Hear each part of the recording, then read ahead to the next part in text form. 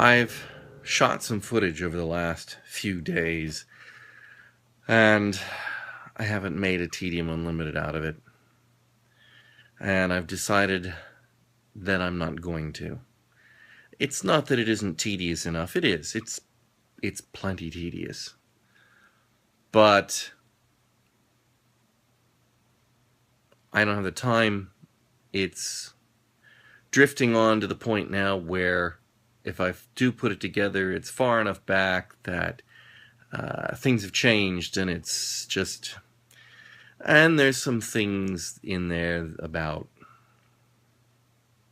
security systems and whatnot that I choose not to put in. Perhaps later talk about some of the stuff that I've done. Some of it's kind of cool, but you know. So I'm just gonna cut it to the chase and cut to today. I spent the day at work finishing up last minute things and just getting squared away for a basically 3.5 week absence. And then I had to do the stuff I've been putting off. The packing had to be done. The checking in had to be done. The last minute shopping had to be done. Today was the day that I had to do it. And I'm disturbed by the packing because, again, I think I mentioned this, or maybe it's in one of the ones I threw out. My wife has done the packing for, I think, every trip we've ever made to Taiwan, except possibly the first one I did back in 1998. And she's very good at it. And she's very thorough, and it's very rare that we miss something. But it's also very rare that our luggage is anything less than absolutely packed to the gills. My luggage is not packed to the gills, and I cannot think of anything that I'm missing.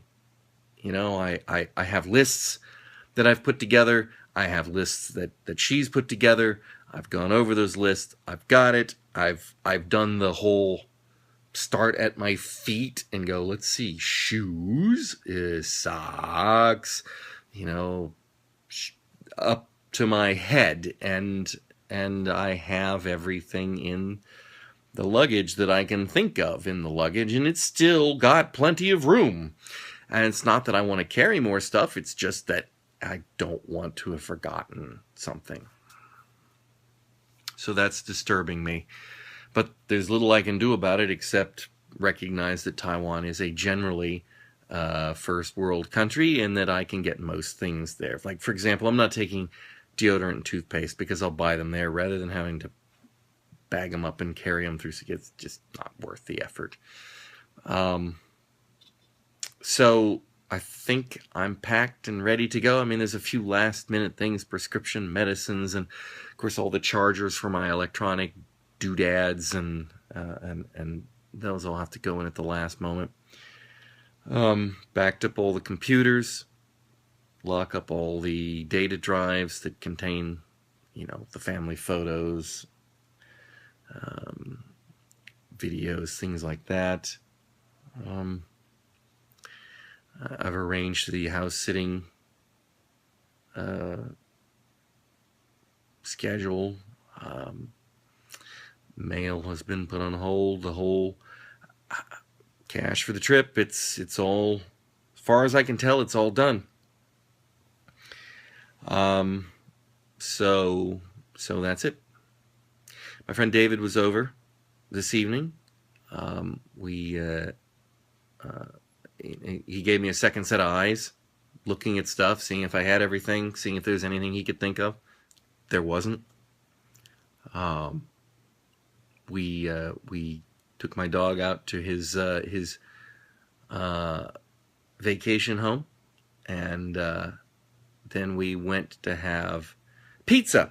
So, of course, we're going to have pizza because that's what you do. But I'm going to tell you a story. I know this is already rambling on 5 minutes. We're not going to do 20 tonight, but I'm going to tell you a little story about a pizza place I used to go to all the time called Manhattan Pizza and Subs. Went there from about 1985, and they are still there. But about 3 years ago, One day I walked. I never actually really cared for their pizza. I mean, say what you will, but it was just kind of, it was all right. What I really liked was their hot subs. You know, some pizza places make subs and they cook them in the pizza oven and they do a good job, and some places do a lousy job. And Manhattan always did a really good job. I used to have the number 10, the Skyliner, which was basically an Italian sub. And I went in one day, and they were always Russian. I mean, not that this matters, but, well, it does matter. It's germane to the story. I wouldn't have told you that. But, I mean, they were obviously Russian immigrants from somewhere, probably Russia. But I think they also came by way of, say, New York or something. And it's a family-run business, and they were always, you know, actually, I wouldn't necessarily say, the woman who worked there was nice. The rest of the people were pretty gruff. They always did right by you and whatnot, but, you know, they just had that sort of dour, sort of almost stereotypically Russian kind of attitude and very thick Russian accents. One day I went in, and their menu had changed. And they used to have like, 18, 20 subs, and they were all by number. And like I said, I'd been for years having a number 10, the Skyliner. Well, once in a while there was another one that I had just as an alternate, but very rarely. It was always usually a number 10. And the number 10 was missing. Now, they hadn't even renumbered. They just removed them. So they now had the 2, the 6, the 7, the 12. But they were missing. Subs were missing, and I'm like, well, what happened? And I should have noticed it. I didn't notice it because it was the woman waiting on me, but if I had looked in the back, I would have noticed that they were all wearing yarmulkes now. And she explained to me that they had decided to go with all kosher vegetarian food at their restaurant. And in fact, they changed their hours. They had to do the sundown thing on Saturdays and all that frankly religious, ridiculous, idiotic crap.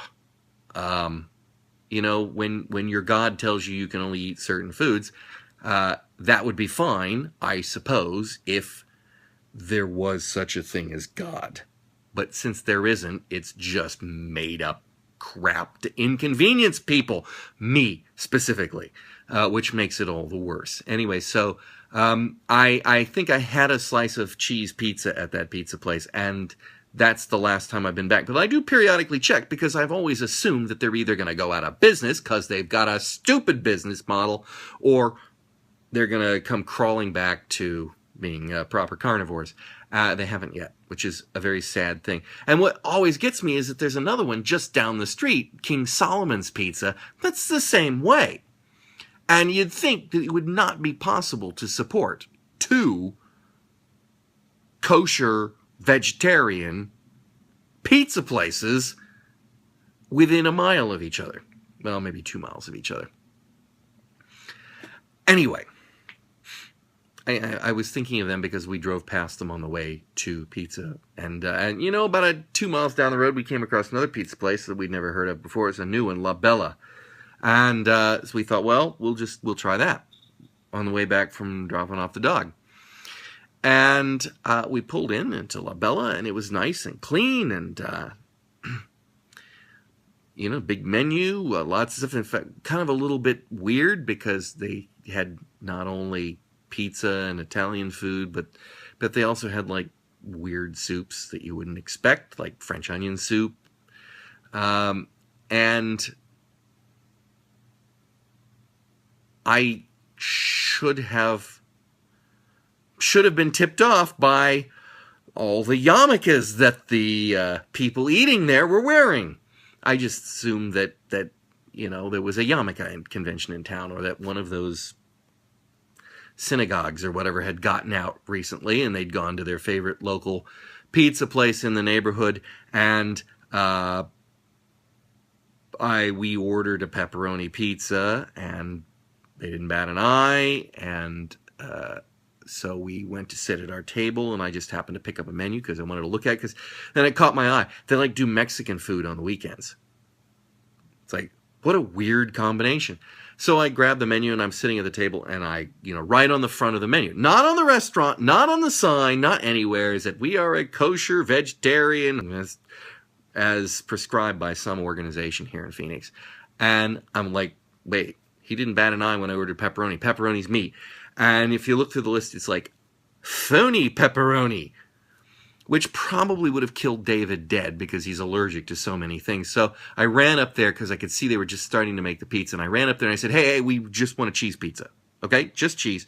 And I didn't even care about the $2 to get back because it's like not worth it. Just don't put phony pepperoni on my pizza. And we had a cheese pizza, and it was not a great pizza, but it wasn't horrible pizza. But I've been sick to my stomach now for 2 hours since then, and I'm just now finally getting over it. And it didn't affect David that way, so I don't think it was the food. Or maybe it is. It's still huge amount of garlic or something coming back. Pizza doesn't normally affect me that way. I don't think it's anything else. But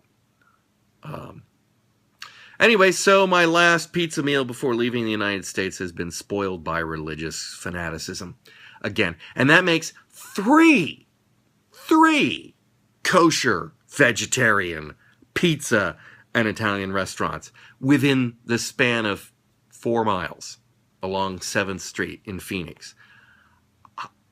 It boggles the mind. I did not pick. They had a separate menu for the Mexican food. I would love to see what, do they have phony carnitas? Anyway, flight is tomorrow, 9 o'clock-ish here. So this will be the last post before I reach Taiwan. So remember, if you want to find out all about my adventures in Taiwan, now more than any other time is the time to so that's my comment, and subscribe in particular, because subscribing is where you're going to get the updates for what's happening in Taiwan. And I will see you when I'm on the other side of the planet.